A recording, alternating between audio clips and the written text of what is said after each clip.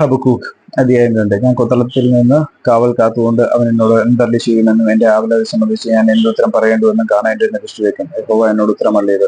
നീ ദർശനം എഴുതുക, ഓടിച്ചു വായ്പാൻ തക്കവണ്ണം അത് പലകയിൽ തെളിവായി വരയ്ക്കുക. ദർശനത്തിന് ഒരു അവധി വെച്ചിരിക്കുന്നു, അത് സമാപ്തിയിലേക്ക് ബന്ധപ്പെടുന്നു. സമയം തെറ്റുകയുമില്ല, അത് വൈകിയാലും അതിനായി കാത്തിരിക്കുക. അത് വരും നിശ്ചയം താമസിക്കുകയുമില്ല. അവന്റെ മനസ്സ് അവനിൽ അഹങ്കരിച്ചിരിക്കുന്നു, അത് നേരിട്ടുള്ളതല്ല. നീതിമാനോ വിശ്വാസം ജീവിച്ചിരിക്കും. വീഞ്ഞു വിശ്വാസപാതകനാകുന്നു. അഹമ്മതിയുള്ള പുരുഷൻ നിലനിൽക്കുകയില്ല. അവൻ പാതാളം പോലെ വിസ്താരമായി വായ പിളർത്തുന്നു, മന്നം പോലെ തൃപ്തിപ്പെടാതെയും ഇരിക്കുന്നു. അവൻ സകലജാതികളെയും തന്റെ അടുക്കൽ കൂട്ടി സകല വംശങ്ങളെയും തന്റെ അടുക്കൽ ചേർക്കുന്നു. അവരൊക്കെ അവനെക്കുറിച്ച് ഒരു സദൃശവും അവനെക്കുറിച്ച് പരിഹാസമായുള്ളൊരു പഴഞ്ചൊല്ലും ചൊല്ലി തന്റേതല്ലാത്തത് വർദ്ധിപ്പിക്കുകയും എത്രത്തോളം പണയപണ്ട ചുമന്ന് കൂട്ടുകയും ചെയ്യുന്നവൻ അയ്യോ കഷ്ടമെന്ന് പറയുകയില്ല. നിന്റെ കടക്കാർ പെട്ടെന്ന് എഴുന്നേൽക്കുകയും നിന്നെ ബുദ്ധിമുട്ടിക്കുന്നവർ വന്നിരിക്കുകയും നീ അവർക്ക് കൊള്ളയായി തീരുകയും ഇല്ലയോ.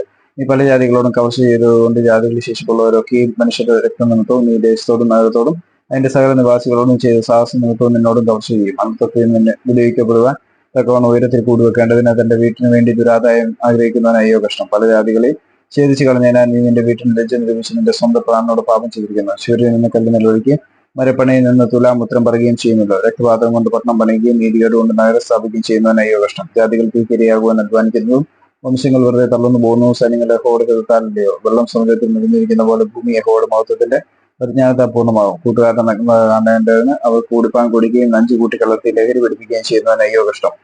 നിനക്ക് മഹത്വം കൊണ്ടല്ല ലജ്ജ കൊണ്ട് തന്നെ പൂർത്തി തന്നിരിക്കുന്നു. നീയും കുടിക്കാൻ നിന്റെ അഗ്രസർമ്മം അനാവൃതമാക്കുക. യഹോവയുടെ വലങ്കയിലെ പാനപാത്രം നിന്റെ അടുക്കൽ വരും. മഹത്വത്തിന് പകരം നിനക്ക് അവമാനം ഭവിക്കും. മനുഷ്യരുടെ രക്തവും ദേശത്തോടും നഗരത്തോടും അതിന്റെ സകല നിവാസികളോടും ചെയ്ത സാഹസവും ഹിർവായി ലബാനോടും ചെയ്ത ദ്രോഹവും മൃഗങ്ങളെ പിടിപ്പിച്ച സംഹാരവും നിന്നെ പോടും. പണിക്കാരനൊരു തുമ്പത്തെ കൊത്തി ഉണ്ടാക്കുവാൻ അതിനാലോ പണിക്കാരൻ വ്യാജ ഉപദേശിക്കുന്ന വാർത്ത ഉപഗ്രഹത്തിൽ ആശ്രയിച്ചുകൊണ്ട് മിഥ്യാമൂർത്തികളെ ഉണ്ടാക്കുവാൻ അതിനാലോ എന്ത് പ്രയോജനമുള്ളൂ. മരത്തോട് ഉണരുക എന്നും ഊമക്കലിനോട് എഴുന്നേൽക്കുക എന്നും പറയുന്നവൻ അയ്യോ കഷ്ടം. അത് ഉപദേശിക്കുമോ? അത് പൊന്നും വെള്ളിയിൽ പൊതിഞ്ഞിരിക്കുന്നു, അതിന്റെ ഉള്ളിൽ ശ്വാസം ഒട്ടുമില്ലല്ലോ. എന്നാൽ യഹോവ തന്റെ വിശ്രമനിലത്തിലുണ്ട്. സർവ്വഭൂമിയും അവന്റെ സന്നിധിയിൽ മൗനമായിരിക്കട്ടെ.